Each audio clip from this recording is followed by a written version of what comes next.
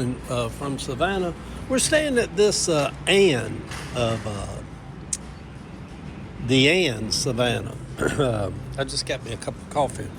Here at this little James part of their little coffee thing here, and it's here in Savannah. I always like to see the backs of the buildings, like walking through Savannah, just the alleyways and the backs of buildings. Look how pretty this little courtyard is out here. The old buildings, places, those pods up there you sat on. And,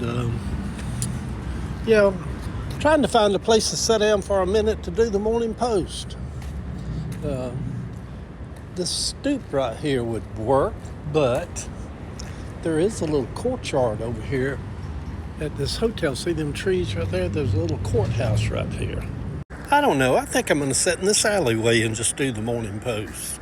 Who knows? Maybe somebody will come by here and think I'm homeless and give me $1. For any of you people out there that want to follow me on Facebook, there I am right there. The morning post is about Dolly. Her dying was different from her living. She lived her whole life and never failed us. She was as big as Elvis, bombastic, big boobs, big hair, whorish clothes, painted up, powdered up, rolled in tinted wigs. She looked the part of what every Pentecostal preacher proclaimed that women shouldn't be to be a decent woman.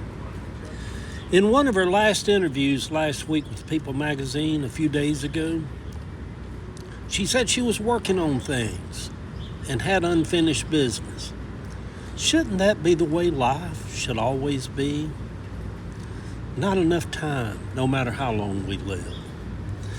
When someone like Dolly dies, it reminds us that we are all here on temporary visas.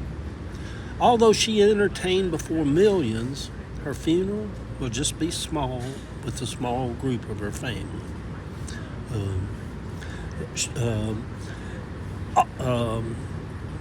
Lost my place, y'all. Sitting out here behind this building. The President of the United States of America has ordered flags lowered across the country for the next week. The only thing this president has ever done that I agree with.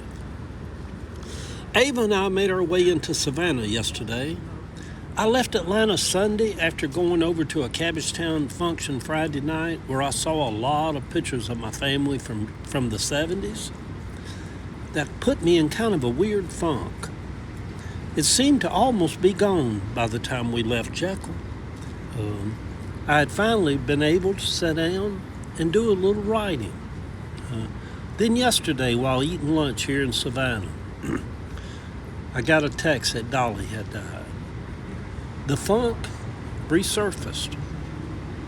I felt like I needed just to go walking somewhere and find one of these squares. I'll call them parks. People around here call them squares. Just find me one of these squares up here in Savannah and just sit on a bench and just have me a good cry. Sometimes just a good cry will just reborn you like a good hot shower will, or a good night's rest. Her death reminds us of our deaths. It reminds me of my death. It reminds us of the shortness of life, even if we do live to be 80. They say she had been in the hospital the last week with kidney failure and that all of her family had been called in. She had big shoulders. She carried thousands of employees and most of all of her family. She took care of them financially, all of them. They all worked for her. She had no children of her own, no son, no daughter, who was there to make sure mom was taken care of. But I'm sure she had people that loved her deeply that made sure of that. She could have milked her death. She could have went on what they quote unquote a farewell tour. She wanted to go privately. Of all the things in her life of Dolly being so bombastic and bigger than life, in death, she wanted quiet. She wanted to be left alone. She wanted privacy. And no one in her family blabbed to the press. It only came out yesterday that she was dealing with cancer. They said she could have been a billionaire years ago, but she kept giving away all of her money. She talked about her daddy who couldn't read and how that was her inspiration to give away millions of books to little kids before they started school. Poor people in the South related to her.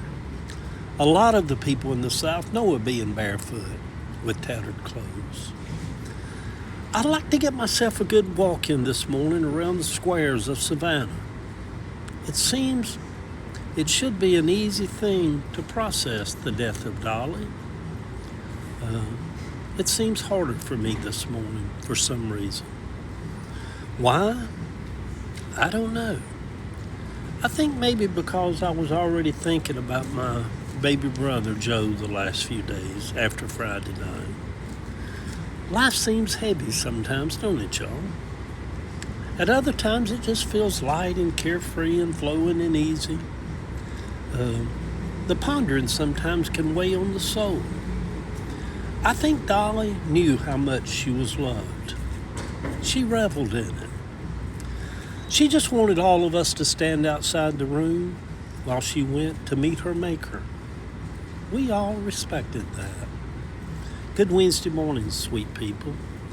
Life is short, as I finish this post. And I sat here on this stoop in the back of this old building in Savannah out here. Almost like a homeless person. Although I'm staying right up there across the street at this big fancy nice Marriott hotel.